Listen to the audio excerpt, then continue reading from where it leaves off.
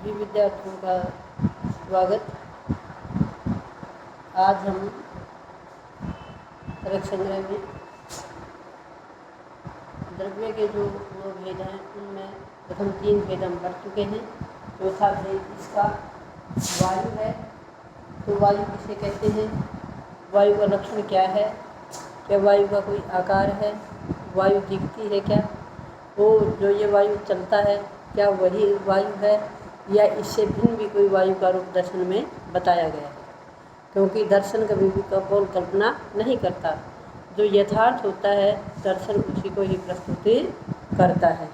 तो दर्शनकार के अनुसार रूप रहित स्पर्शमान वायु, दर्शन ने किसको वायु माना है, जो कैसी हो, रूप रहित हो लेकिन स्पर्शवान हो, अर्थात वायु का कोई रूप नहीं है और वायु को हम क्या है स्पर्श के द्वारा ही अनुभव करते हैं। फिर क्या बताया कि सहज विविध है। ये वायु कितने प्रकार की है, ये वायु 2 प्रकार की है। जैसा कि हम पीछे पढ़ते आ रहे हैं कि वायु भी कितने प्रकार की है, 2 प्रकार की है, एक नित्य और दूसरी अनित्य।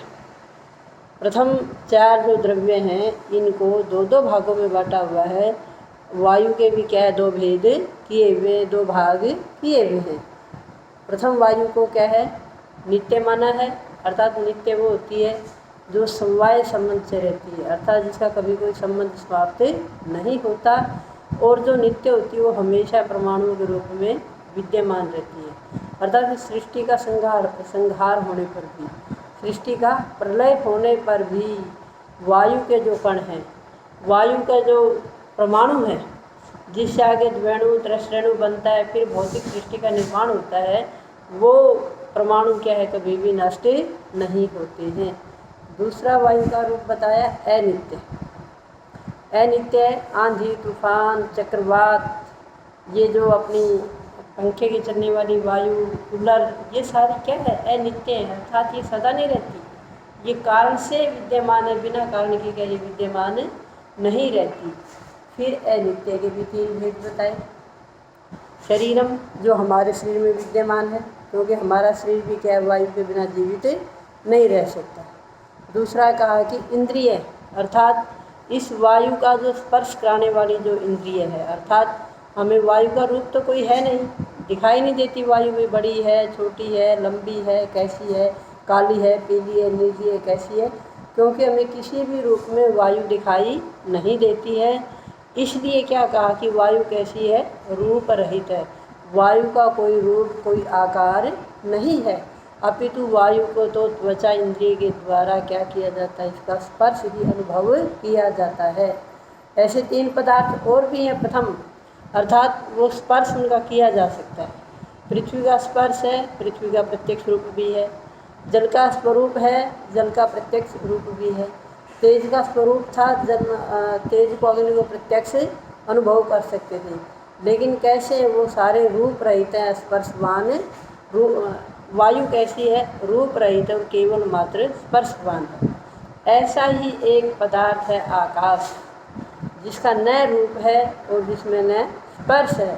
यह अति व्याप्ति दोष ना हो, इसलिए वायु को मात्र रूप क्या कहा स्पर्शवान, जो कैसे केवल मात्र जिसका स्पर्श ही अनुभव होता है उसको क्या कहा जाता है, वायु।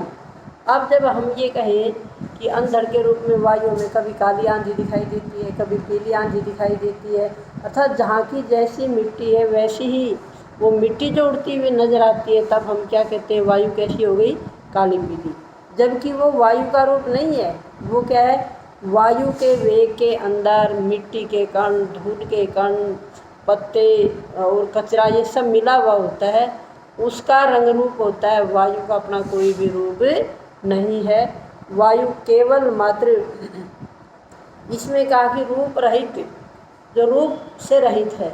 ऐसे इसके अंदर 3 प्रकार के स्पर्श हैं, लेकिन वो वायु के स्पर्श नहीं है। जब शीतल वायु चलती है तब हम कैसा अनुभव होता है कि वायु शीतल है, जबकि वो शीतलता पृथ्वी के संपर्क से आई, क्योंकि पृथ्वी पर जब भी पहाड़ों पर बर्फ़ गिरेगी, जब भी बहुत ज़्यादा सर्दी होगी, तब वायु में कैसी प्रतीत होती है, शीतल प्रतीत होती है।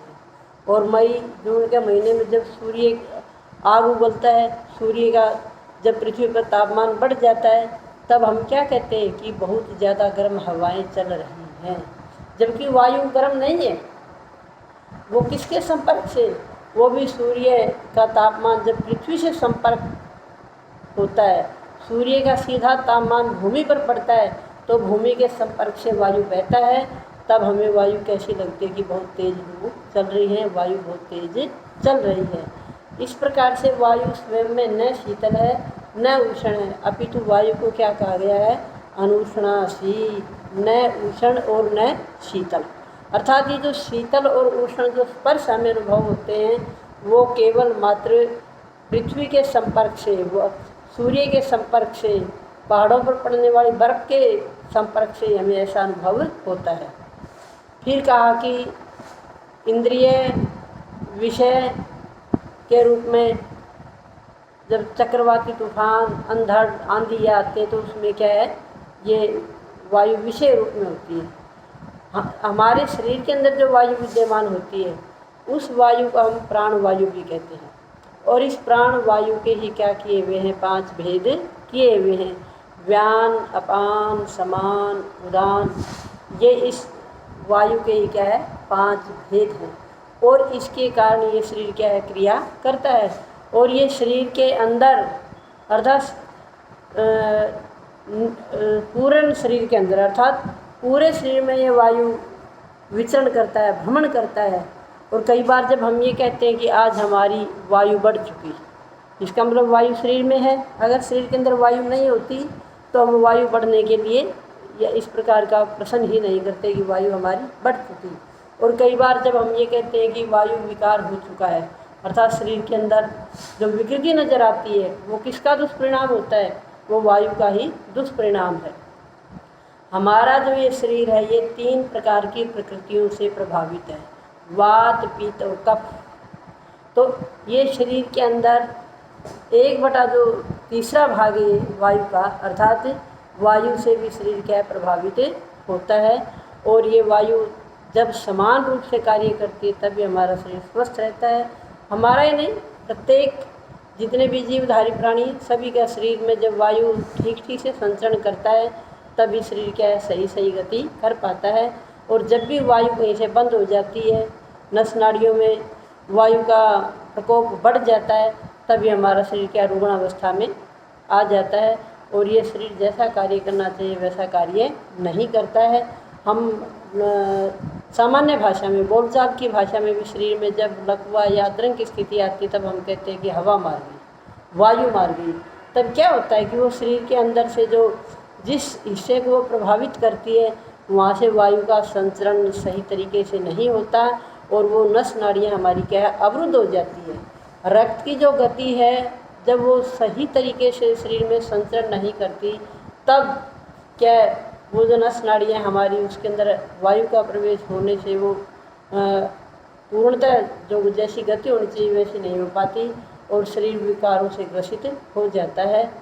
शरीर विकारों से ग्रसित होगा तो हम कहेंगे कि क्या वायु का प्रकोप है। और वायु का प्रकोप आज तो बिल्कुल सामान्य बात होगी, क्योंकि हमारा खान पान, आचार विचार, रहन सहन बहुत ज़्यादा विकृत हो चुका है। तो जिस किसी से भी हम सुनते हैं कि हमारे शरीर में क्या है? वायु विकार है, गैस्ट्रिक प्रॉब्लम है, गैस की प्रॉब्लम है। क्यों?